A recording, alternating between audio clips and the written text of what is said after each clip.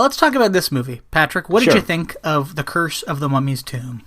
I think it's okay. I enjoyed it a lot more than the first time I saw it. I mean, I didn't remember much about it, but I looked at my Letterboxd review, and it was, I think I gave it 1.5 stars out of 5, which is a little harsh. I don't think it's a great movie, but there's a couple performances I really liked. I liked Terrence Morgan as Adam. I thought he brought a real kind of personality and charisma to the role, and he, chews the scenery a little bit when it's revealed that he's bad, but he's just, overall, he's, interesting as this mysterious figure.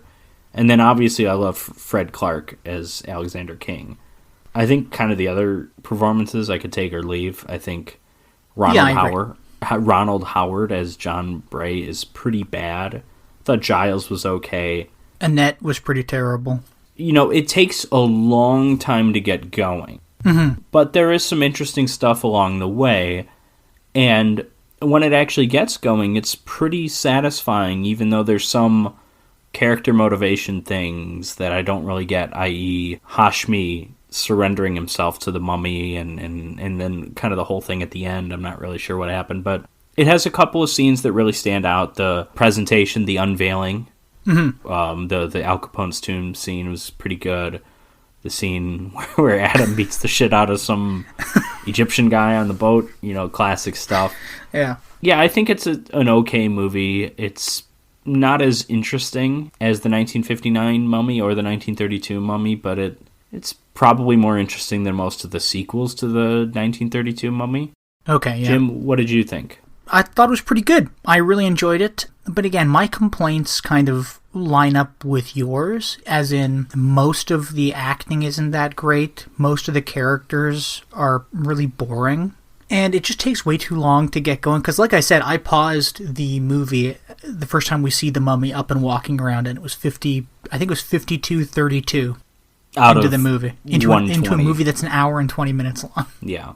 I don't know, I kind of liked the conflict between characters, but the stuff specifically revolving around King and John and King and Giles, and then I guess Giles and the Egyptian government. To me, all of that was interesting. Yeah, I liked all the King stuff. The Giles and the Egyptian government, it's kind of just background, because at a certain point, it's Hashmi has a problem with King, and Giles is thrown to the side because he's drunk. Yeah. But yeah, everything with King is really good. He's just a very fun character. I mean, even his death, I think his death was the best one in the movie. Oh yeah, that's a very good scene, yes. But yeah, just a bit of a slow burn, but it gets there in the end. You just gotta wade through a lot of boring nonsense before you get there. But other than that, it was a fine movie. I think it most suffers with the Bray and Annette characters, because they're both so uninteresting, and the performances aren't very good. And those are kind of our protagonists. It's an hour and 20-minute movie that takes almost an hour to get to a mummy. And they're still feeling like they're speeding past certain things. Like I mentioned, that love triangle is nothing. Yeah. So the movie really doesn't have a strong protagonist. I think that's really its biggest problem. Though, and I will say, though, a plus for the movie is all the background characters. Well, not all of them, but some of them. Like those two... The British guys, they're fine. At the family where Hashmi is staying, the family hooker. that's renting. Oh yeah, I liked the boarding house family. Yeah, they get 5 seconds of screen time, but they're kind of fun. Exactly. And yeah, the hooker and all those people. Yeah, those characters are standouts because they're background characters, but they do such a good job at what they're doing. But other than that, again, it's really just like King and Adam. And they're comedic relief without going too over the top. Mm-hmm. Also, the mummy itself, he's pretty threatening. He's pretty imposing. I think the look is decent. I don't think it's great, and I'm not sure where it falters. It's just not perfect to me, but it is an improvement over the Christopher Lee mummy. I totally agree with you on that. And I would actually say a better looking mummy is a character in our next movie. The Invisible Man.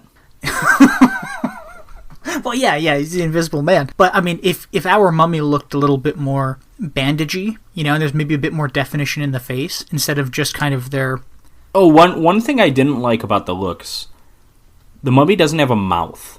Yeah, There's yeah, no and that's what I was about to curvature bring up. Yeah. of the mouth. Even I looked at pictures of this just to verify it. Christopher Lee, his mouth doesn't open when he's the mummy, but you can tell there is a mouth there. So that's a difference that I think is for the worse, even though they greatly improved the eyes.